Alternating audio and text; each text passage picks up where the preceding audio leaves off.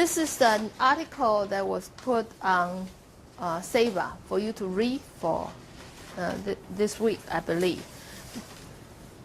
And so far, this is the only article that I found that has touched in depth about this issue, the mother tongue and the national languages in the Taiwan situation. So, before we do that, let me give you a population profile of Taiwan. Taiwan now has 23 million people. Okay, the population is 23 million, and more than 18 million will be the native Taiwanese. They are descendants of Chinese who migrated from Fujian and Guangdong, that's the southern province, southeastern province in China on the mainland, primarily during the 18th and the 19th century. Okay, and we put native in quotation mark because what is native? You know, the Aboriginal people here in Taiwan may consider themselves as native. Some people who speak Taiwanese Southern Min think they are the natives, so I'm not going to argue for that status. Okay, I'll leave it to your discretion. So the mainlanders, those people who did not come to Taiwan in the 18th or the 19th centuries, will be the mainlanders. They arrived in Taiwan after 1984, or some maybe around 1938 or 39. They came from all parts of mainland China. So that's why over here you can see Sichuan people, Jiangsu people, different provinces, Shandong people from mainland China. And about 500,000 indigenous people inhabit the mountainous central and the eastern part of the island and are believed to be the Malayo-Polynesian origin. Okay, so even for the Formosan, the so-called native, the Aboriginal people, they are actually of two kinds. One who live on the mountainside. They are called the Gaosanzu, okay, high mountain tribe. Okay, and there are some people who are living on the plain. We call the plain tribe. The plain tribe usually is a result of mixing marriages with the Han people, with the native Taiwanese people. Okay, so we have two types of Aboriginal people. So you can see 18 out of 23. What's the percentage? That's close to 80%. 75?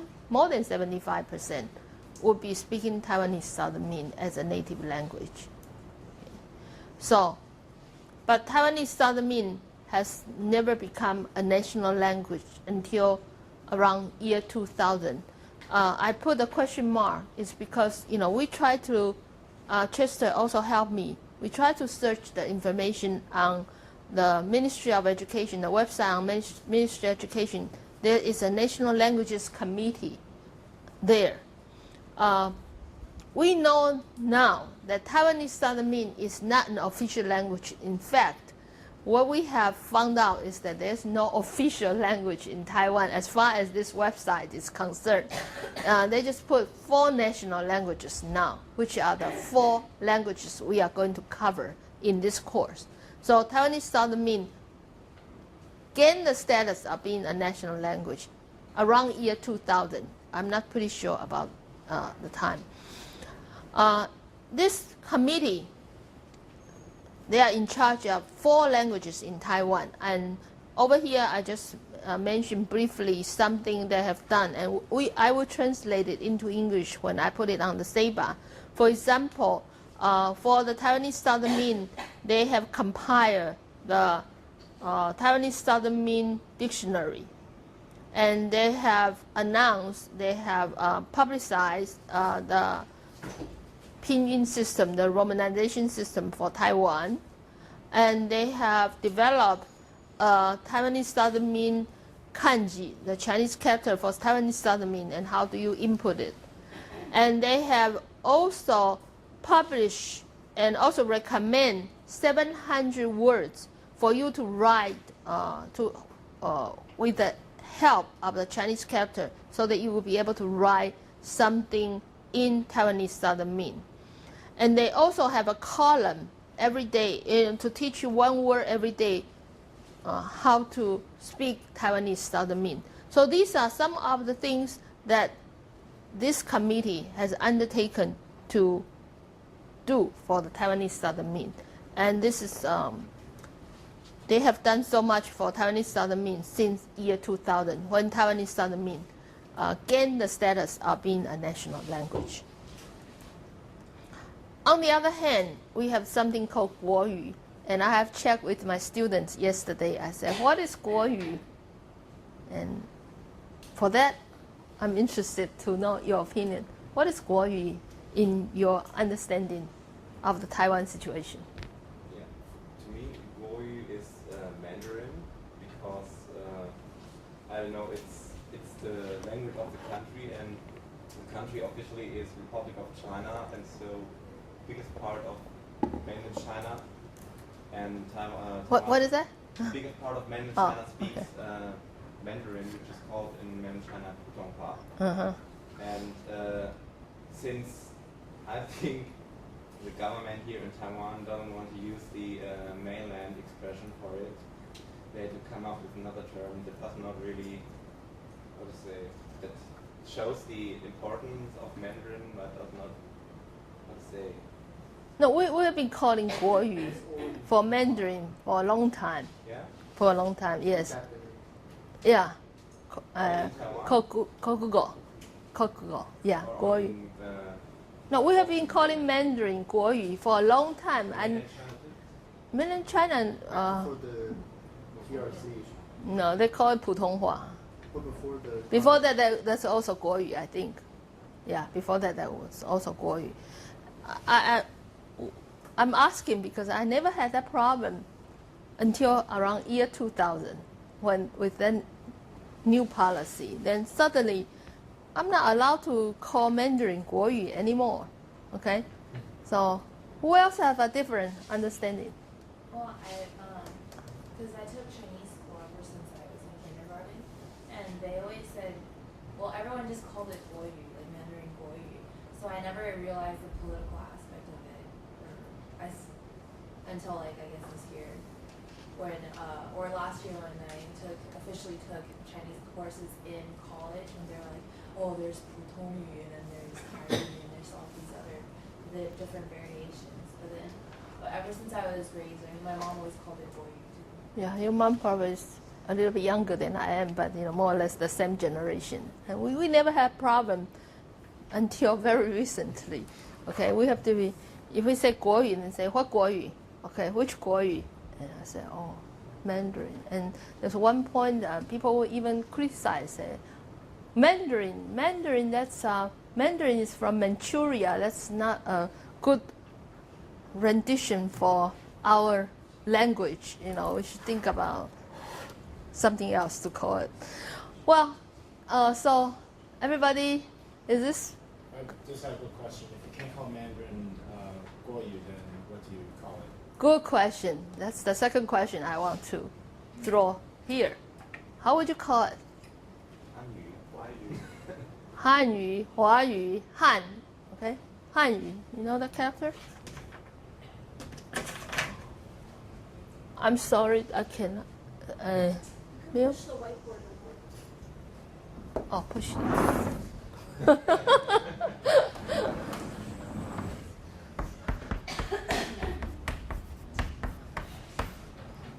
Han. Han is the people, the main tribe in China. So some people say 汉语, but don't be surprised. Not everybody is happy with 汉语. Okay? 华语. Okay?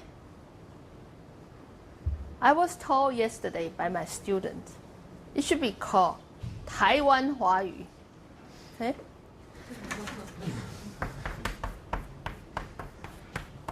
Because 华语 is usually used in Southeast Asia. They would refer to this Mandarin as 华语. And so they want to make a distinction. You have to add the modifier, Taiwan. So this is the Mandarin spoken in Taiwan, and which is what I used to understand as 国语. So now it's Hanyu, and in mainland China it's 普通话, right? But whatever it is called, it is the sole official written language in Taiwan, okay? And now it's considered as one national language of Taiwan as of year 2000, again with a question mark. Okay. So the accepted norms for writing for Taiwanese Southern Min, in fact, it's not just Taiwanese Southern Min. For a lot of non-standard Sinitic languages, the writing part is simply very difficult. And there's no established conventions for writing, not just with the Taiwanese Southern Min, but with a lot of non-standard dialects or Sinitic languages. And there are various idiosyncratic or even ad hoc methods for writing Taiwanese in Chinese characters, in Japanese kana, in Mandarin phonetic symbols like 波波摸佛 or 注音符号, okay, or in Roman letters, or maybe a combination of 2 or a combination of 3. So you see, this is very complicated, and most of all, it's ad hoc. That's why the Ministry of Education has to announce the 700 common used words in 3 batches so that it could be standardized or to help a little bit with the writing system if you want to write Taiwanese Southern Min. This we have covered last week a little bit, but this will give you more idea. So why is it so hard to write Taiwanese Southern Min? Because the characters are perfectly suited for writing literary sonetics. That is, the Chinese character are used to be designed, originally it was designed to write the literary language, especially from 12,000 BC to 800 AD. It's, the characters are strictly used for something literary, not for vernacular or not for colloquial language. So the regional vernaculars, they just don't have a tradition of writing until the Tang Dynasty. Then this vernacular started to assume a writing system. And this is influenced by Buddhism, because in Tang Dynasty, Buddhism was introduced into China. And here we have to use this link from Buddhism. And then, I don't know, how do you pronounce this word? Koine, I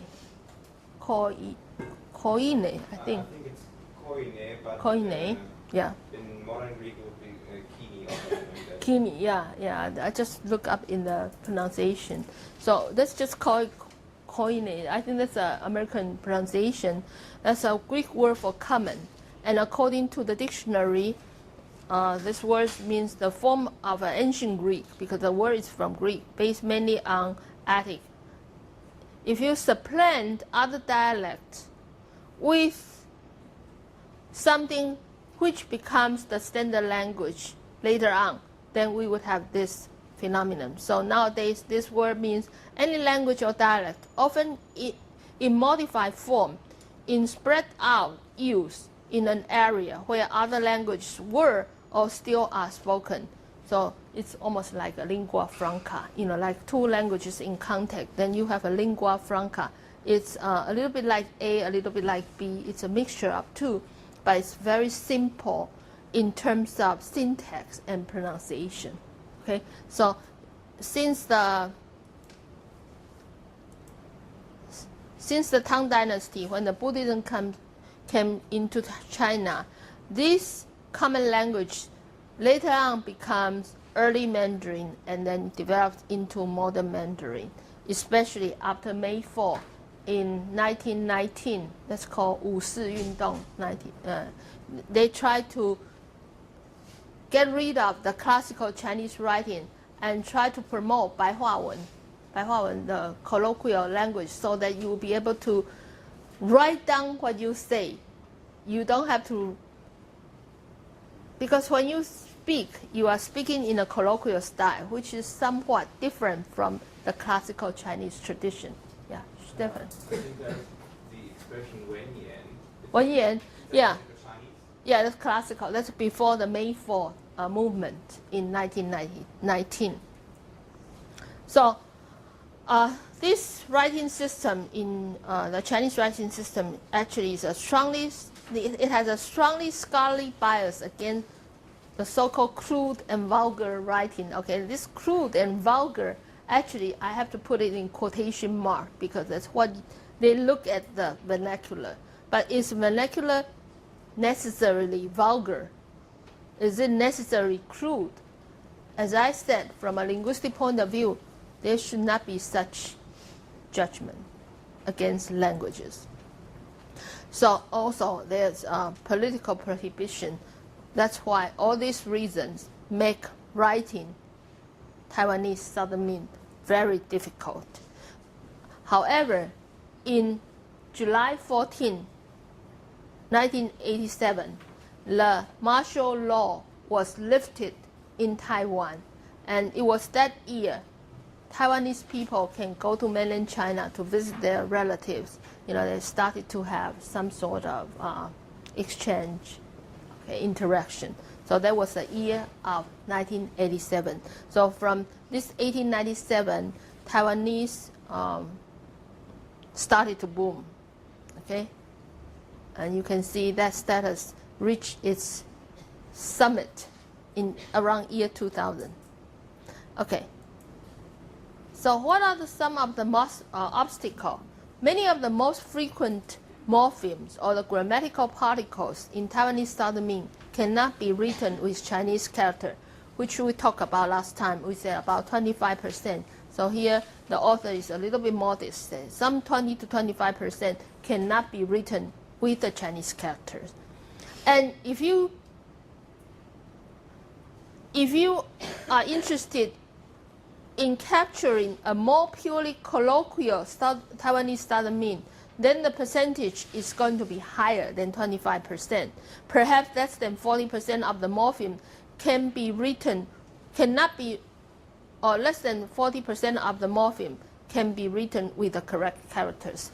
Meaning that most of the languages, most of the colloquial languages in Taiwanese Southern Min cannot be written in Chinese characters. So this is the obstacle.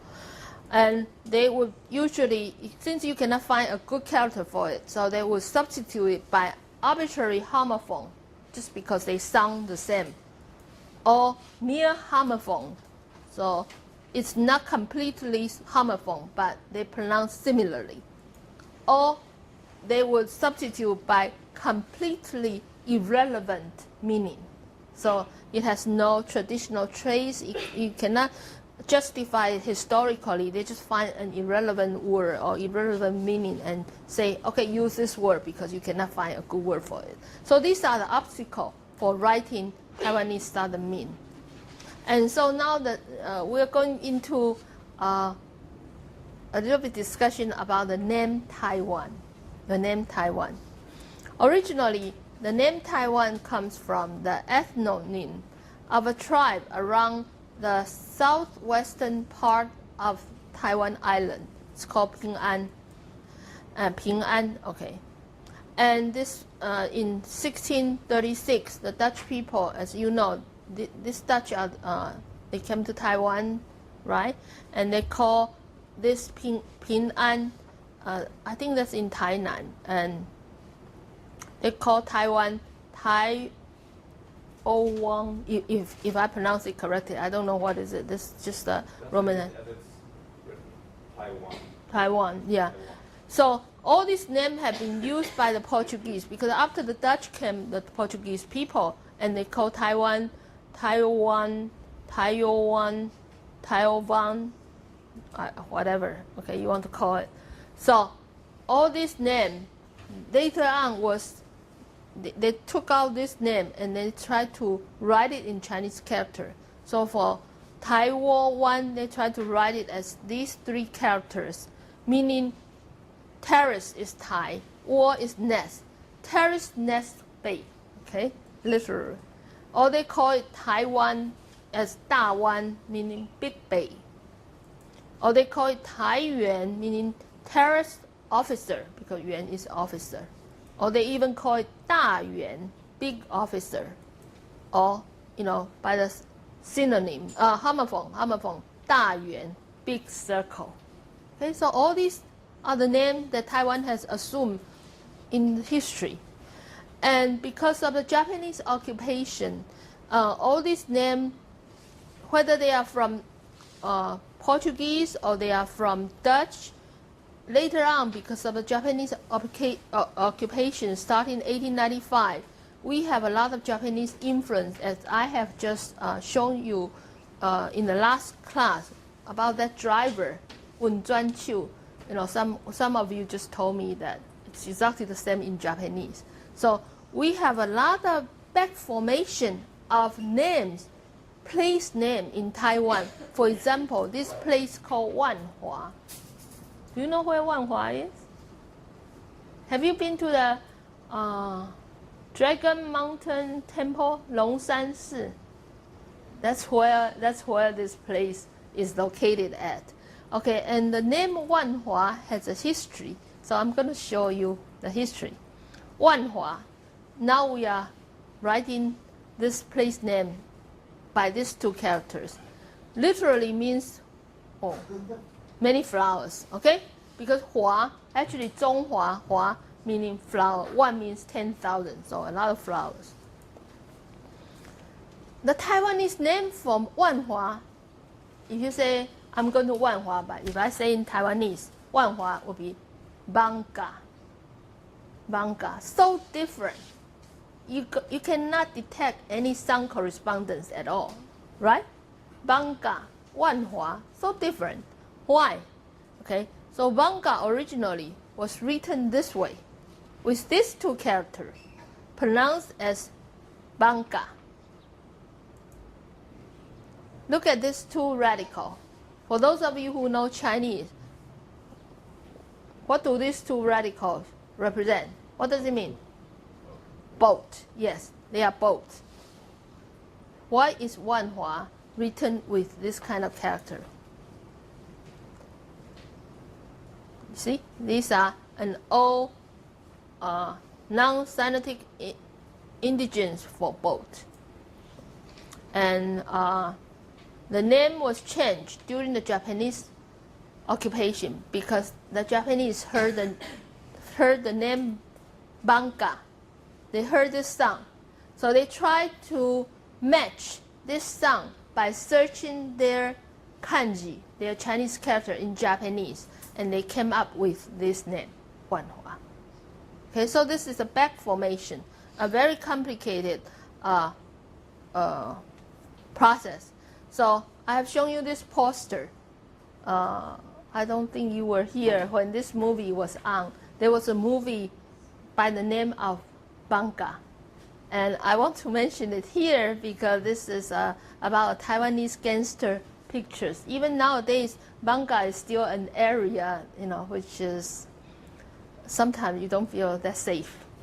Okay, not because they are gangsters. Okay, because that's only in the movie. But this movie is the first to seriously rival the Hong Kong ability to combine technical gloss and pretty faces into a riveting commercial package. And this movie was a hit.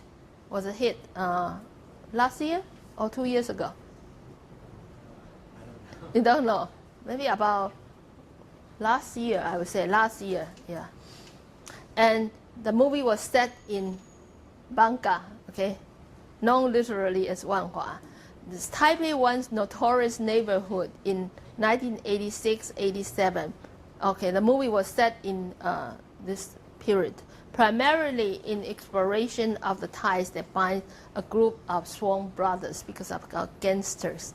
And it was pretty bloody, as I was told. I didn't see it, but it was such a hit. Many young people wanted to see it. I think it has made the box office was really a hit.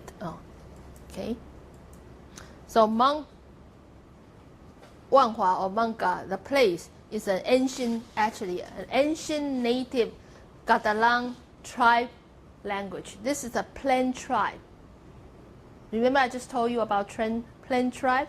Those are the mixed marriages between the Aboriginal people and the Han people on the plain. So Catalan is one of the tribe, meaning canoe. That's why you have the character with the boat radical on the side. So original meaning of manga is canoe.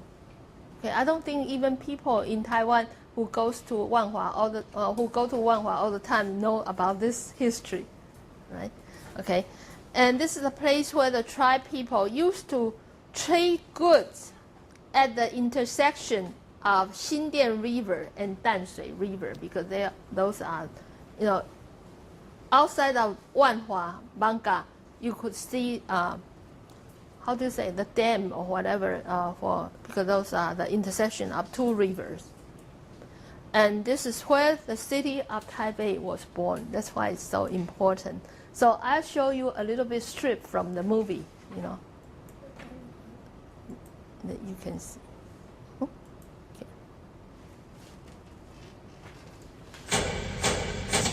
Okay, this is the snake alley, just in case you want to go to Wanhua. This is a snake alley. You can see people actually killing the snake in front of your eyes, okay?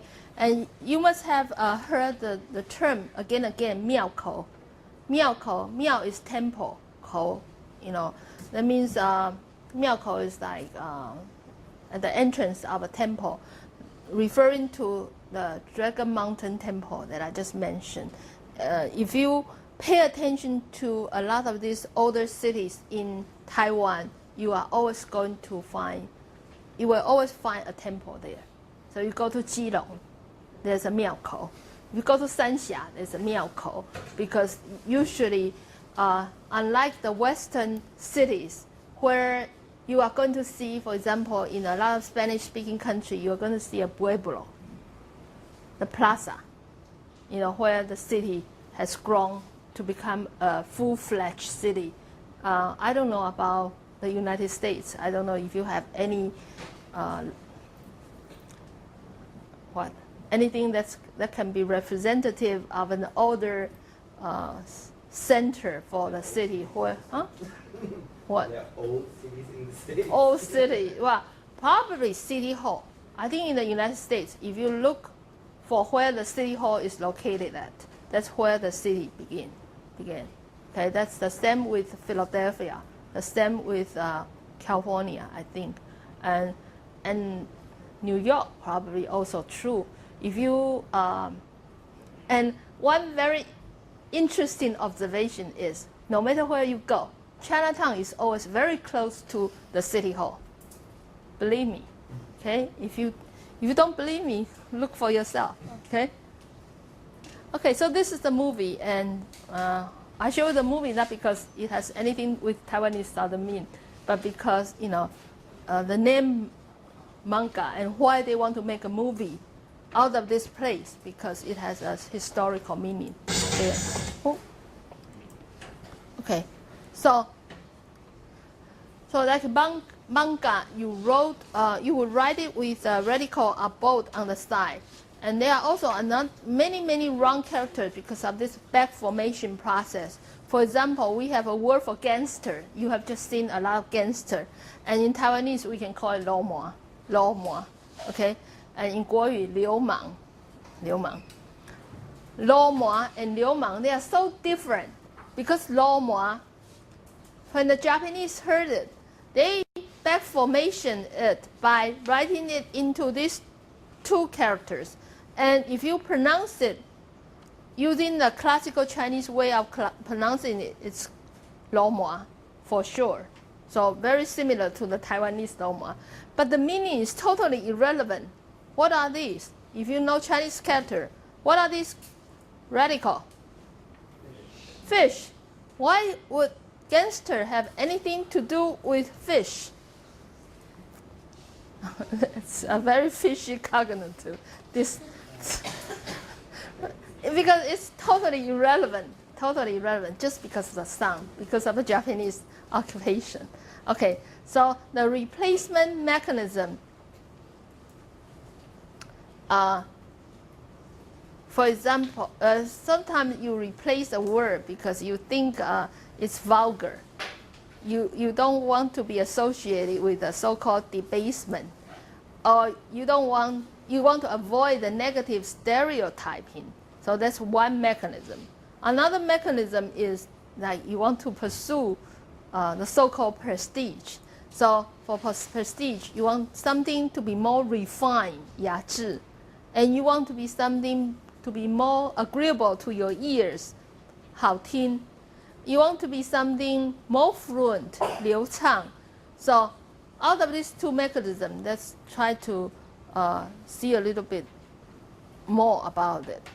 To avoid being vulgar, or to avoid being stigmatized with debasement or negative stereotyping, the government sometimes tells you, okay, if you use this vernacular kind of language, it's pretty vulgar, it's pretty 俗气, and you're just using a 土话, earthy speech, okay?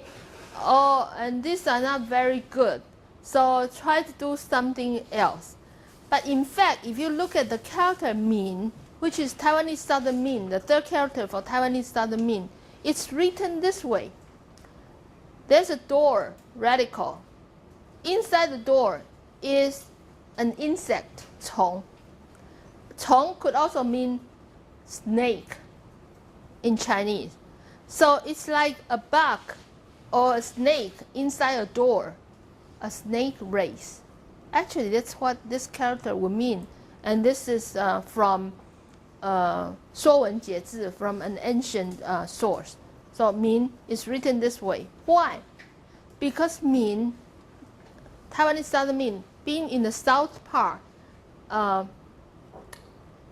the Chinese government, not now, for example, the Tang Dynasty, Song Dynasty, Yuan Dynasty, they consider these are the peripheral area. These are not the central Han. These are the peripheral people. And the people in the south, they call it barbarian. Nan Man. Man. This Man is called barbarian. Barbarian. So they refer to the Taiwanese Southern Min people as Ban Lang Lam. Let me say it again.